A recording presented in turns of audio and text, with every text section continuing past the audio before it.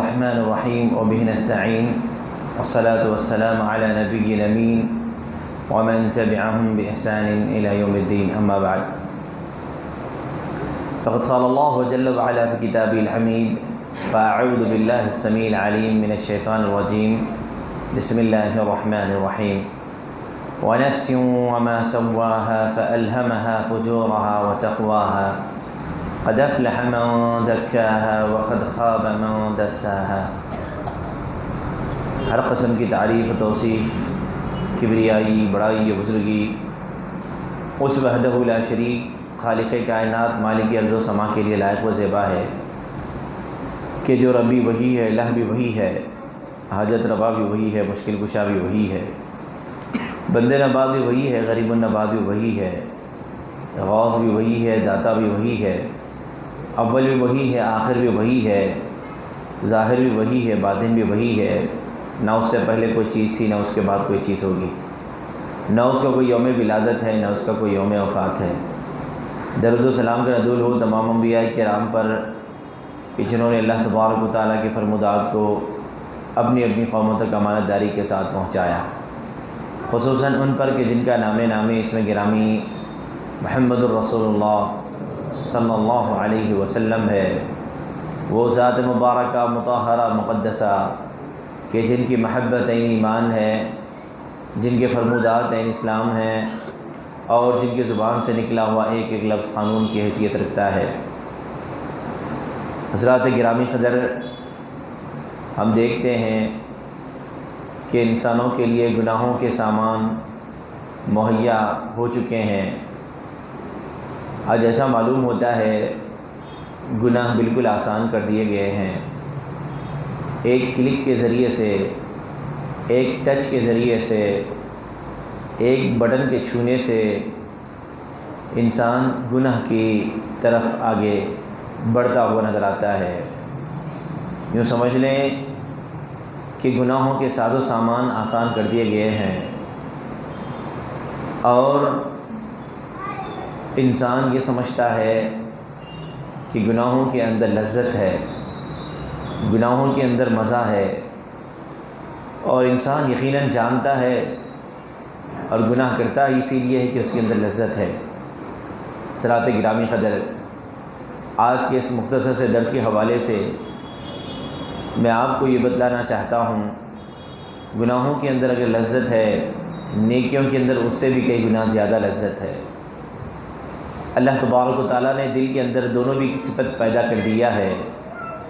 انسان جب اپنے نفس کو کنٹرول کر لیتا ہے، اس کو قابو پا لیتا ہے، تو پھر اس کے اندر اچھی صفات پائی جاتی ہیں، اچھے خیالات و تصورات اس کے اندر آتے ہیں۔ لیکن جب انسان اپنے نفس کو ڈھیلا چھوڑ دے، قرآن و سنت کی باغ ڈور سے اس کو آزاد کر دے، تو پھر انسانی جسم کے اندر ایک ہیجانی کیفیت پیدا ہو جاتی ہے، اور گناہوں کی طرف یہ آگے بڑھتا ہے، اور ہر گناہ کو جو دیکھتا ہے اسے یوں محسوس ہوتا ہے کہ یہ بھلی چیز ہے، یہ اچھی چیز ہے، اور لپک کے اس گناہ کی جانب جاتا ہے۔ میرے نوجوان ساتھیوں، بظاہر یوں معلوم ہوتا ہے کہ گناہوں کے اندر لذت ہے، مزہ ہے، لیکن اگر قرآن و سنت کی تعلیمات کو اگر ہم پڑھتے ہیں، احادیث شریفہ کو اور اسلام کے سچے واقعات کو اگر ہم پڑھتے ہیں، پتہ چلتا ہے کہ اگر گناہوں کے اندر لذت ہے تو نیکیوں کے اندر اس سے بھی کئی گنا زیادہ لذت ہے۔ دونوں کا کمپیریزن کرنا، دونوں کا مقابلہ آرائی کرنا ایسے ہی ہے جیسے چاند اور چراغ ہے، سورج اور چراغ ہے، ایسے ہی ہے جیسے ایک پہاڑ ہے اور ذرہ ہے۔ کہاں یہ سورج، کہاں یہ ٹمٹماتے ہوئے دیے، کہاں یہ بڑے بڑے اونچے پہاڑ اور کہاں یہ ریت کے ریگزار اور ذرے، دونوں کا مقابلہ کہاں سے کیا جا سکتا ہے؟ ویسے ہی کہاں یہ نیکیوں کی عظمتیں اور کہاں ان گناہوں کی ذلتیں و پستیاں، دونوں کا مقابلہ کبھی نہیں ہو سکتا۔ گناہ بظاہر اپناتے ہی اس کی لذت معلوم ہوتی ہے۔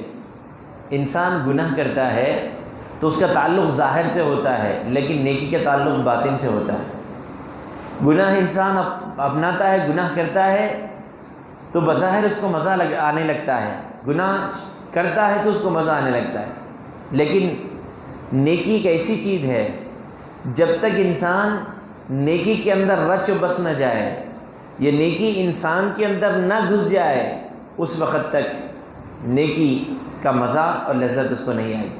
وَلَمَّا يَدْخُلِ الْإِيمَانُ فِي قُلُوبِكُمْ، یعنی جب انسان کے دل میں نیکی رچ و بس جاتی ہے تو پھر انسان اپنے جسم سے جان کو نکلوانا تو گوارہ کر لیتا ہے، لیکن وہ نیکی سے دستبردار ہو جائے گوارہ نہیں کرتا۔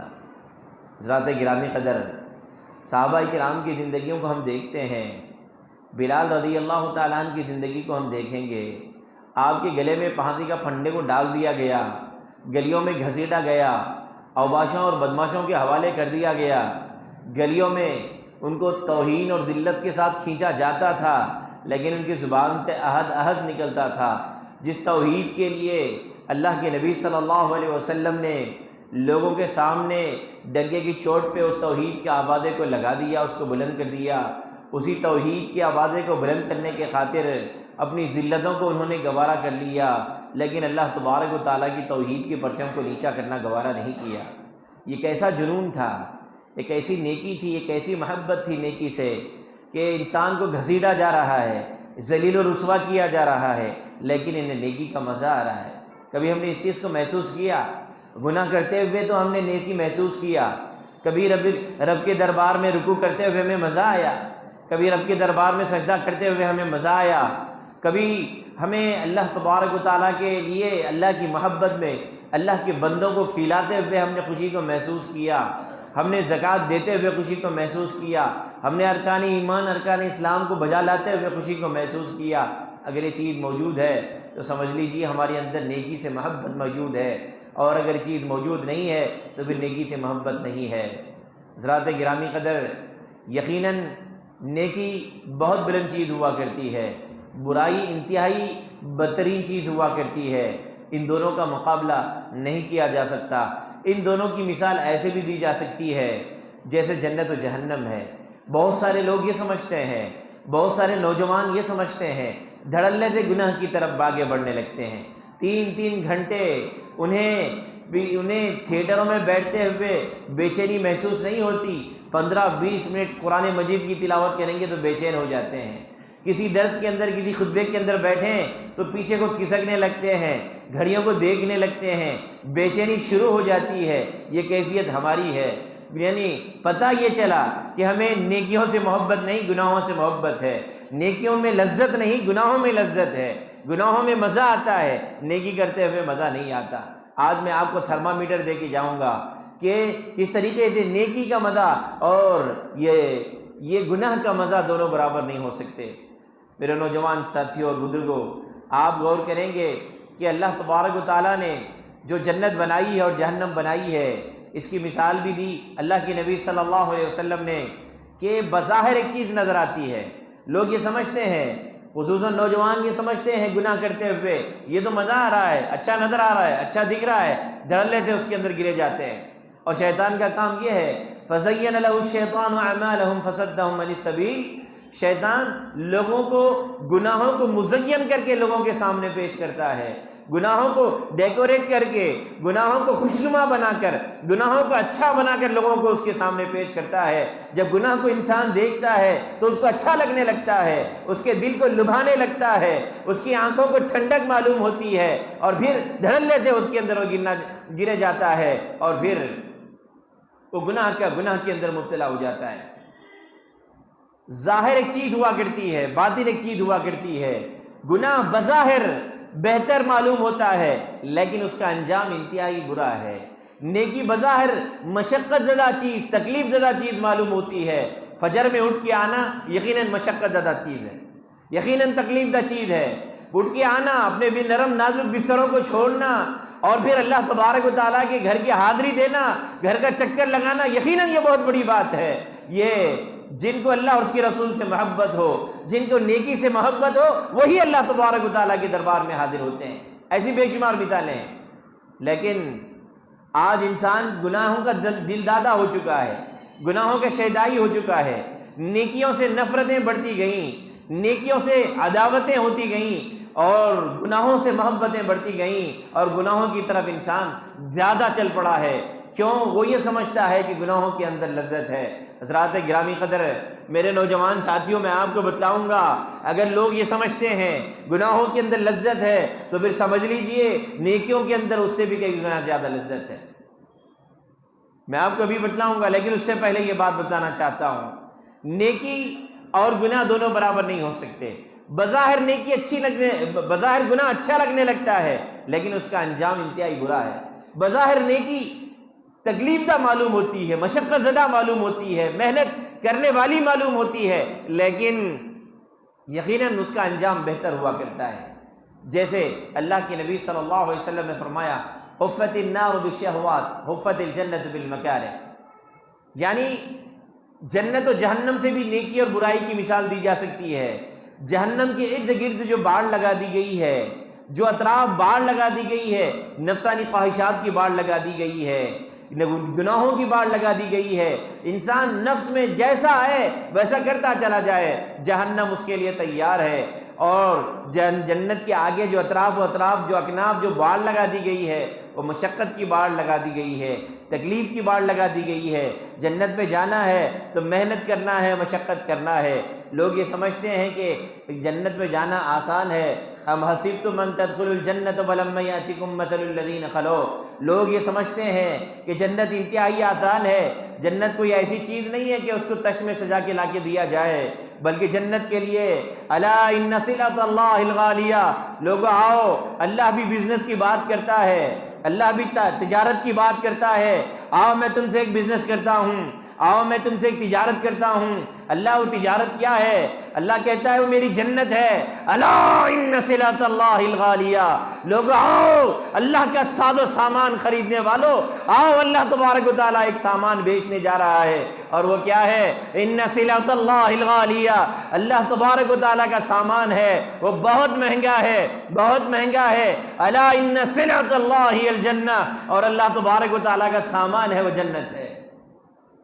اللہ تبارک و تعالیٰ نے فرما دیا، ان اللہ اشتری من المؤمنین انفسهم واموالهم بان لهم الجنہ، لوگ یہ سمجھتے ہیں کہ ہم آسانی کے ساتھ جنت میں ایسے ہی چلے جائیں۔ اللہ تبارک و تعالیٰ نے کہا، آؤ میں تم سے سودا کرتا ہوں، جنت تمہارے حوالے کر دیتا ہوں، لیکن اس کے عوض، اس کے بدلے میں چاہتا ہوں تم اپنے مالوں کو اللہ کے لیے قربان کر دو، تم اپنے جانوں کو اللہ تبارک و تعالیٰ کے لیے قربان کر دو، یہ اللہ تبارک و تعالیٰ کی جنت لے لو۔ کون ہے؟ آج دنیا کا بزنس تو ہمیں سمجھ میں آتا ہے، get one by one free, یہ آفرز تو ہمارے سمجھ میں آتے ہیں، لیکن کیا ہوا؟ اللہ تبارک و تعالیٰ کی یہ آفرز ہمیں سمجھ میں نہیں آتے۔ اللہ نے ایسی ابدی جنت کا وعدہ کیا، جنت کا سودا کیا، جنت کا آفر رکھا ہے، اپنے نفسانی خواہشات کو اللہ کے لیے قربان کر دو، اللہ کے تابع کر دو، گناہوں کو چھوڑ دو، نیکی کے دل دادا بن جاؤ، نیکی کے شہدائی بن جاؤ، اللہ تبارک و تعالیٰ کی جنتیں تمہاری منتظر ہیں۔ یہ ہمیں سودا کیوں سمجھ میں نہیں آتا؟ ہم تو بڑے دنیا کے اندر بزنس مین کہلاتے ہیں، تاجر کہلاتے ہیں، اور ہم تجارت ہوشیاری سے بہتر تجارت کرتے ہیں، اور آخرت کے معاملے میں آتے ہیں تو بالکل صفر نظر آتے ہیں۔ تعجب کی بات ہے۔ تو حضرات گرامی قدر، میں بات یہ بتلا رہا تھا کہ نیکی بظاہر بڑی مشقت زدہ معلوم ہوتی ہے، اور گناہ بظاہر بڑا آسان معلوم ہوتا ہے، اور ان دونوں کو ایسے بھی ہم سمجھ سکتے ہیں، جہنم کا بظاہر عیش و عشرت کے اندر موجود ہے، لیکن اس کا انجام انتہائی برا ہے۔ بظاہر انسان گناہ کرتا چلا جائے، اللہ کی نافرمانیوں میں مبتلا ہو جائے، تو بھی اس کے لیے جہنم کے دروازے کھلے ہیں، لیکن نیکی جنت کو حاصل کرنا ہے تو محنت کرنا ہے، مشقت کرنا ہے، اللہ تبارک و تعالیٰ کی اطاعت کرنا ہے، نبی کی اطاعت کرنا ہے، گناہوں سے دور رہنا ہے، اللہ کی نافرمانیوں سے بچنا ہے، یہ بہت بڑی بات ہے، تب جنت ہے۔ اس کی مثال دجال سے بھی دی جا سکتی ہے۔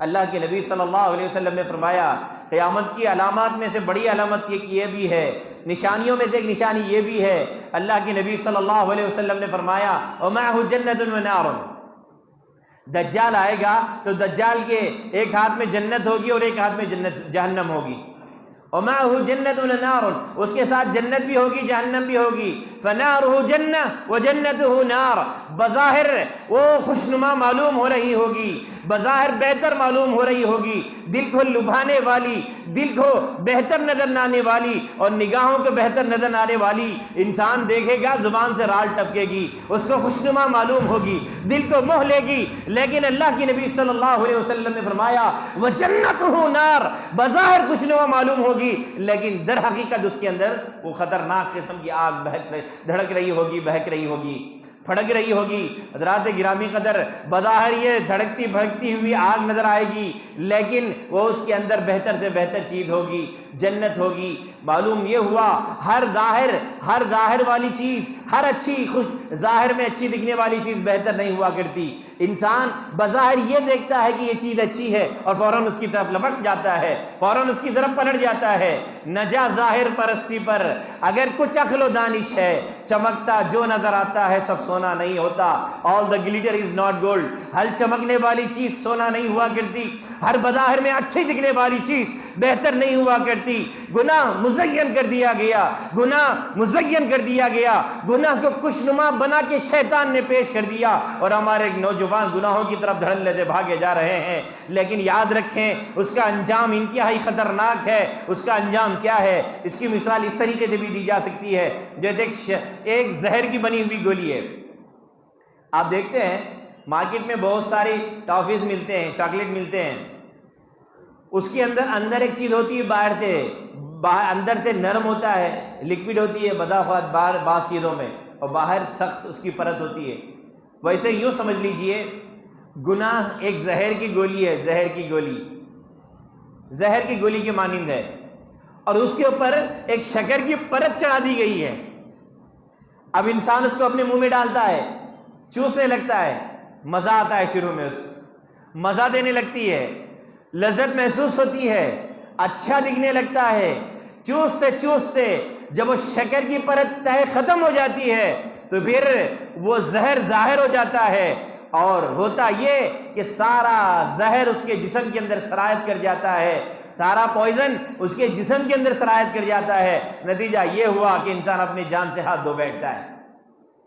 ایسے ہی انسان گناہ بظاہر اپناتا ہے، شروع میں اس کو اچھا لگتا ہے، مزہ آتا ہے، لیکن اس کا انجام انتہائی خطرناک ہے۔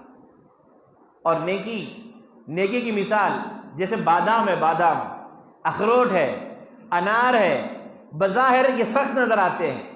آپ بادام سختی کے ساتھ اس کو پھوڑنا ہوگا، اخروٹ اس کو پھوڑنا ہوگا، انار کا چھلکا بظاہر کڑوا نظر آئے گا، لیکن جب یہ چیز کھولیں گے، اس کو توڑیں گے، مشقت کریں گے، محنت کریں گے، اس کو نکالیں گے صحیح طریقے سے، تو پھر اس کے اندر چاشنی بھی ہے، شیرینی بھی ہے، مزہ بھی ہے، لذت بھی ہے، صحت بھی ہے، خیر بھی ہے، اچھائی بھی ہے، بھلائی بھی ہے۔ بظاہر یہ سخت نظر آتے ہیں، بظاہر ہی کڑوے نظر آتے ہیں، لیکن اس کا انجام بہتر ہے۔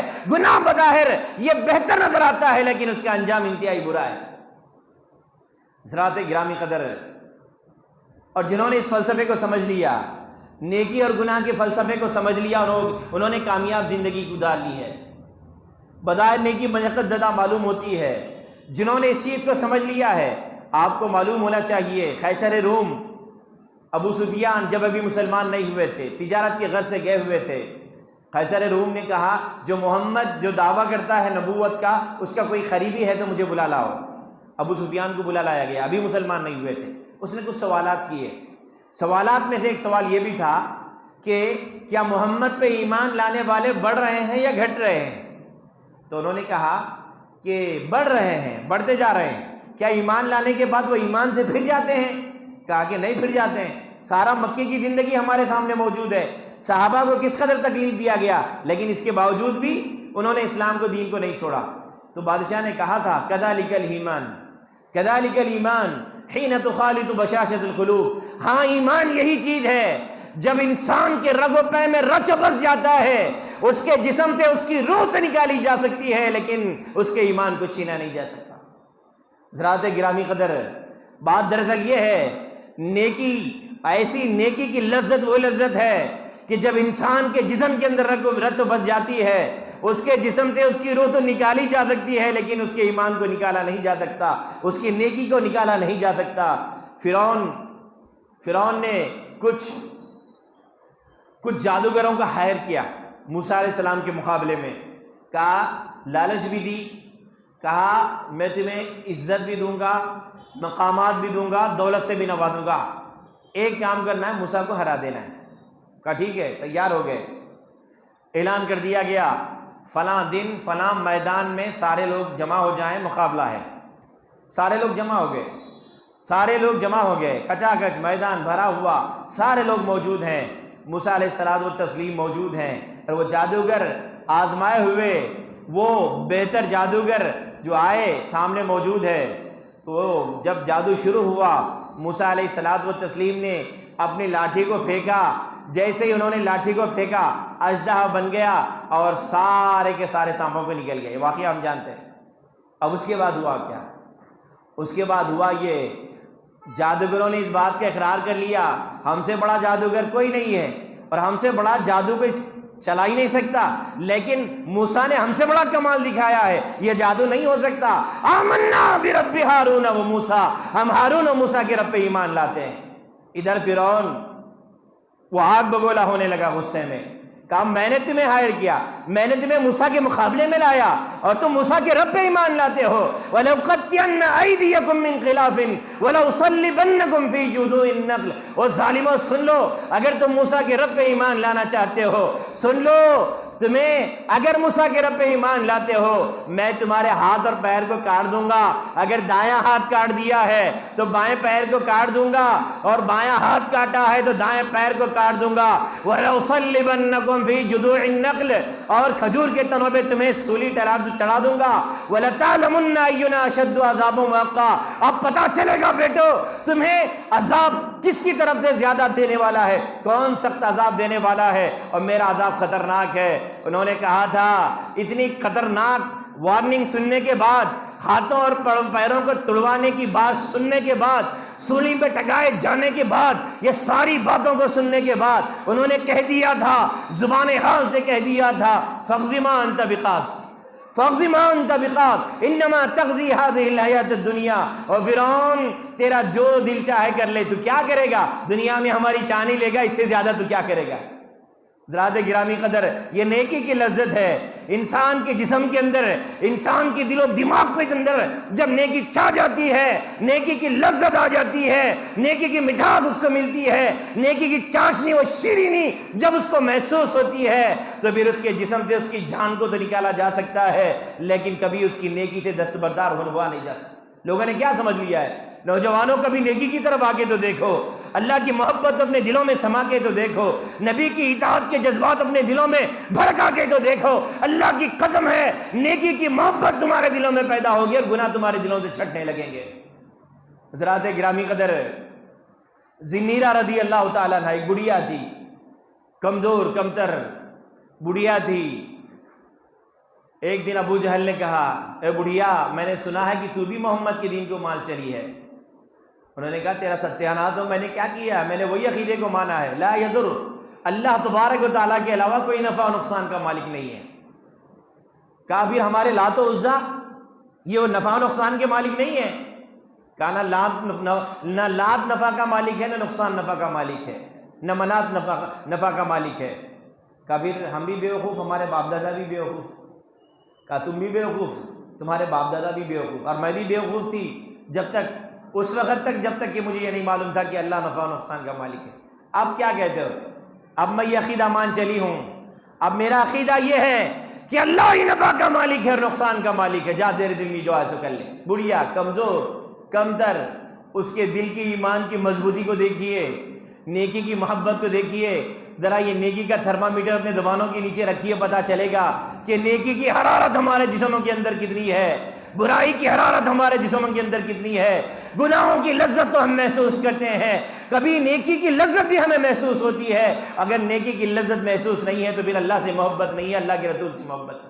صحیح مسلم کی روایت ہے، اللہ کے نبی صلی اللہ علیہ وسلم نے فرمایا، ثلاث من کن فیہ وجد بہن حلاوۃ الایمان، تین قسم کے لوگ، ایمان کی لذت ہر کسی کو نہیں ملتی، نمازوں میں مزہ ہر کسی کو نہیں آتا، اللہ کے احکامات کی پابندی ہر کسی کو مزہ نہیں آتا.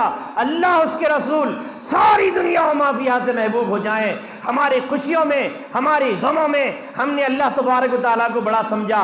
ہمارے دلوں پہ اگر کسی کی حکمرانی کو جانا, اللہ کی حکمرانی کو جانا, کسی کی برتری کو سمجھا, اللہ تبارک و تعالیٰ کی برتری کو سمجھا. ہم نے اللہ اکبر صرف مسجدوں کے حد تک نہیں, اللہ تو بڑا ہے, مسجد میں بھی بڑا ہے, میرے گھر میں بھی بڑا ہے, میرے کاروبار میں بھی بڑا ہے, میری خوشیوں میں بھی بڑا ہے, میری غموں میں بھی بڑا ہے. جب تک یہ تصور ہمارے دلوں کے اندر پیدا نہ ہو جائے, اللہ کے قدموں میں نیکی کی محبت نہیں آ سکتی.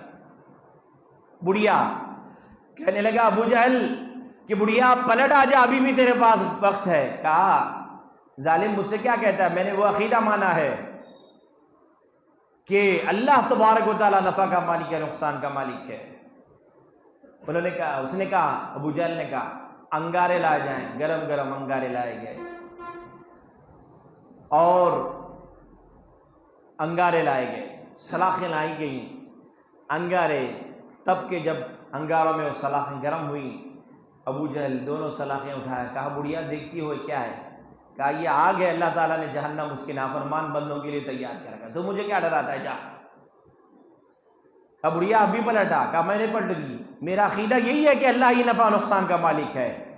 اور ابو جہل دونوں سلاخیں لیا, وہ گرم گرم دہکتی ہوئی سلاخیں ان کی آنکھوں میں پھیر دیا, اور جیسے ہی آنکھوں میں پھیر دیا آنکھیں نکل کے نیچے گر گئیں. وہ کفار قہقہے لگا کے ہنسنے لگے.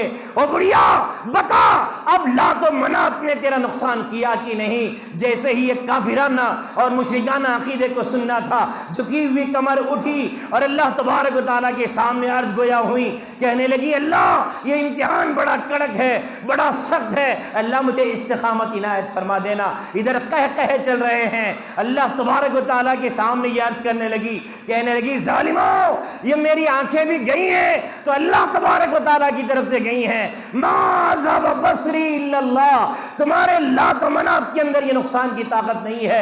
اگر میری نگاہیں بھی گئی ہیں میرے رب کا حکم ہے, یہ توحید کے کلمات کو سننا تھا. اللہ تبارک و تعالیٰ کو بھی جلال آ جاتا ہے. حدیث کے الفاظ ہیں ما نفعها بهذه الکلمہ الا رد اللہ بصرها. ابھی یہ کہتے ہوئے اس بڑھیا کے زبان سے الفاظ جدا نہیں ہوئے, اللہ تبارک و تعالیٰ نے دوبارہ اس کی آنکھوں میں بینائی کو لوٹا دیا ہے. حضرات گرامی قدر, ایک ڈاکٹر بھایا رکھتا ہے زخموں میں تو مرہم ہمیں آ جاتا ہے, مرہم پہ رکھتا ہے بھایا تو چین و سکون آ جاتا ہے. اور رب جس کے زخموں پہ مرہم پٹی رکھ دے, کیا اس کو چین و سکون نہیں آئے گا؟ دیکھنے والی نگاہوں نے دیکھا, آن کے آن میں پھر چمکتی ہوئی آنکھیں اس کو نظر آئی. حضرات گرامی قدر, ایسی بے شمار مثالیں موجود ہیں جنہیں نیکی کی لذت ملتی ہے, وہ اپنے جانوں کو دینا گوارا کر لیتا ہے, لیکن کبھی نیکی سے دستبردار ہو جائے گوارا نہیں کرتا. ہم نے کیا کیا؟ یاد رکھیے, گناہوں کو ترک کر دیجئے, گناہوں کو ترک کر دیجئے. گناہ کبیرہ, امام ذہبی رحمہ اللہ نے کتاب لکھا الکبائر, 70 سے بھی زیادہ کبیرہ گناہوں کو جو بغیر توبہ کے معاف نہیں ہوتے. اللہ نے ایک قاعدہ فرمایا قرآن مجید میں, ان الحسنات یذھبن السیئات. آپ وضو کرتے ہیں, ہاتھ دھوتے ہیں, ہاتھ سے کیے ہوئے گناہ جھڑ گئے, ہاتھ دھوتے ہیں, چہرہ دھوتے ہیں, آنکھوں کے گناہ, پیر دھوتے ہیں, پیر سے چلنے والے گناہ, یہ تو چھوٹے گناہ صغیرہ, گناہ کبیرہ نہیں. جب تک توبہ نہیں کریں گے, گناہوں کو ترک کرنے کا ارادہ کر دیجیے, گناہوں کو ترک کر دیجیے, چھوڑ دیجیے. نفسانی خواہشات کو اللہ اس کے رسول کے تابع کر دیجیے, پھر دیکھیے مزہ کیسا آتا ہے. ایک ایک رکعت میں آپ کو مزہ آئے گا, ایک ایک رکوع میں مزہ آئے گا. پھر پہلی صف کے لیے لوگ لڑیں گے کہ میں صف میں آؤں گا. اللہ کے نبی صلی اللہ علیہ وسلم نے فرمایا اگر انسان کو پہلی صف کی اگر فضیلت معلوم ہو جائے, وہ اپنے سرین کے بل گھسیٹتے ہوئے مسجد کی طرف آئے گا.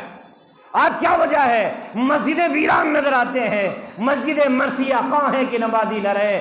مسجدیں توڑی جاتی ہیں تو مسجدوں کے احتجاجات کے لیے چورستوں کو بلاک کر دیا جاتا ہے, چورستوں کو جام کر دیا جاتا ہے, وہاں پہ جام لگایا جاتا ہے, احتجاجات کیے جاتے ہیں, لیکن مؤذن اذان دیتا ہے تو کوئی مسجد کے آنے کے لیے تیار نہیں. تعجب کی بات ہے. یہ نہیں کیجیے محبت, نیکی سے محبت کیجیے, گناہوں کو ترک کر دیجیے, کیونکہ اللہ کے نبی صلی اللہ علیہ وسلم نے فرمایا من ترک شیئا للہ عوضہ اللہ خیرا منہ. یہ اگرچہ کہ تھوڑی سی ضعیف ہے روایت, لیکن دوسری اسی طریقے سے حسن اور صحیح درجے کی روایت اس کو تقویت دیتی ہے. جو اللہ تبارک و تعالیٰ کے لیے کسی گناہ کو ترک کر دیتا ہے وہ اللہ تعالیٰ اس سے بہتر چیز اس کو عنایت کر دیتا ہے۔ بہت سارے لوگ تمباکو کے عادی ہیں، بہت سارے لوگ بیڑی کے عادی، سگریٹ کے عادی، تمباکو کے عادی، گھٹکے کے عادی، زردے کے عادی۔ یہ گناہ ہے، یہ گناہ ہے، نافرمانیاں ہیں، یا اس طریقے کی بہت ساری چیزیں ہیں جو گناہ ہے۔ ایسی چیزوں کو اللہ کے لیے ترک کر دیجئے، اللہ کی محبت ہو جائے، پتہ چل جائے کہ یہ گناہ ہے، انسان چھوڑ جائے۔ اللہ کی محبت نہیں ہے، کیا کرنا ہے، دیکھیں گے چھوڑیں گے، ایسا نہیں۔ صحابہ نے اعلان کیا، شراب کے وہ عادی تھے، شراب کے دلدادہ تھے، شودائی تھے، اعلان کیا کہ آج شراب حرام ہو گئی۔ جیسا اعلان کیا، مدینے کی بستی میں شراب ایسے بہنے لگی جیسے موسم برسات میں نالیاں بہنے لگتی۔ کیا انہیں محبت نہیں تھی اس چیز سے؟ محبت اس چیز سے تھی، لیکن اس سے زیادہ ان کی محبت اللہ رب العزت سے تھی۔ آپ کی محبت یہ ڈیمانڈ کرتی ہے، یہ تقاضا کرتی ہے اللہ تبارک و تعالیٰ کی سے، اگر ہم اللہ تبارک و تعالیٰ سے سچی محبت کرنے والے ہیں، نیکی سے محبت کرنے والے ہیں، سارے گناہوں کو ترک کر دینا ہوگا۔ اپنے آپ کو قرآن و سنت کے آئینے میں دیکھیے، اور ہر گناہ اپنے اندر ہے اس کو ترک کر دیجئے۔ یہ اللہ تبارک و تعالیٰ کی محبت کا تقاضا ہے، اللہ تبارک و تعالیٰ کی محبت آپ سے تقاضا کرتی ہے۔